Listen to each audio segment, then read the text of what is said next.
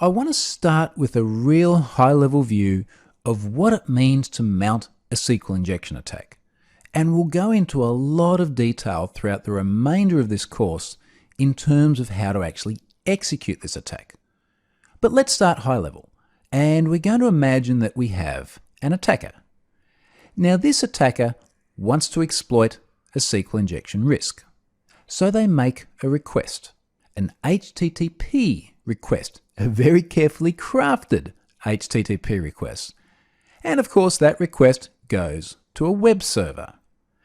Now that web server receives the request to the web page, and the web server constructs a query out of that request. So think about the typical things that a web application might want to query an underlying database on. This is the query that's being constructed in the injection attack. Now very often there will be a firewall sitting somewhere between that web application and the database. But in a SQL injection attack, it is still the web application talking to the database. It's not like the attack is going direct to the database. And this is one of the things that makes the attacks so successful, because it's still just website and database talking. So the query goes through the firewall and then all the way down to the database. The query executes in the database and the database returns some data. Back out through the firewall, back to the website, and eventually back to the user. This request and response lifecycle is very, very typical, and it's exactly what happens when someone's just browsing around on the website. But in this case, the request is very carefully crafted to be malicious, to execute an attack within the database, so it becomes a very specially crafted query, and then return data which the application didn't intend to be returned back out via the HTML response to the attacker. Now here's where it gets kind of interesting with an injection attack. When the web application talks to the database, it must authenticate. So the web application has database credentials stored in it that it uses to identify itself when it goes to the database. And much of the discussion around SQL injection is what is that web application actually allowed to do? What data can it read or write? What commands can it execute on the database server?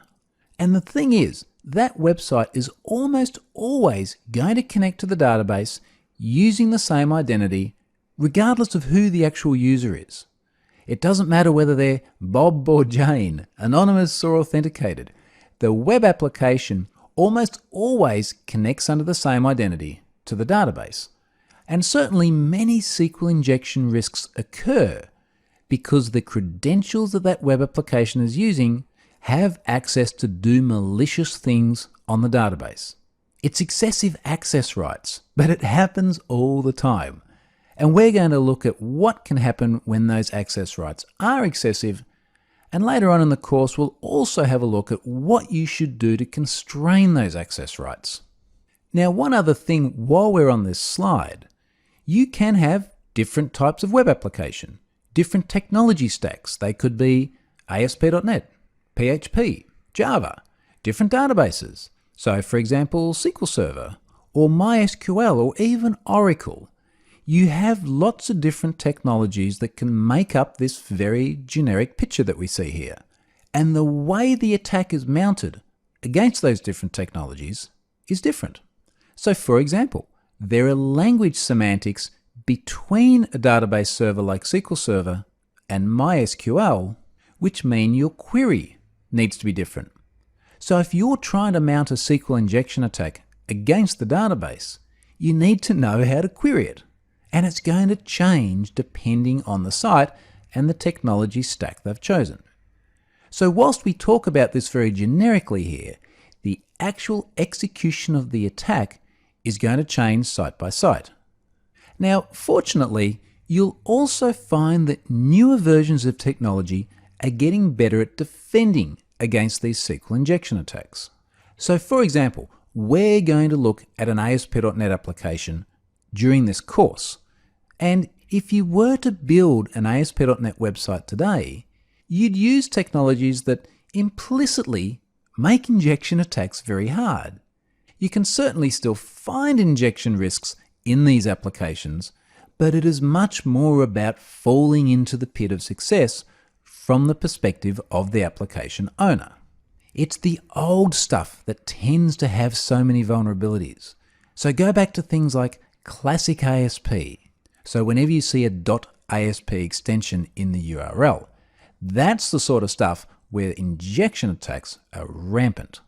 So there are a number of different factors that go into the prevalence of the attack and how the attack is actually executed. But before we go on and actually start practicing some attacks, I want to talk about the impact. So what does it really mean when a SQL injection attack is successful? Let's go and have a look at that now.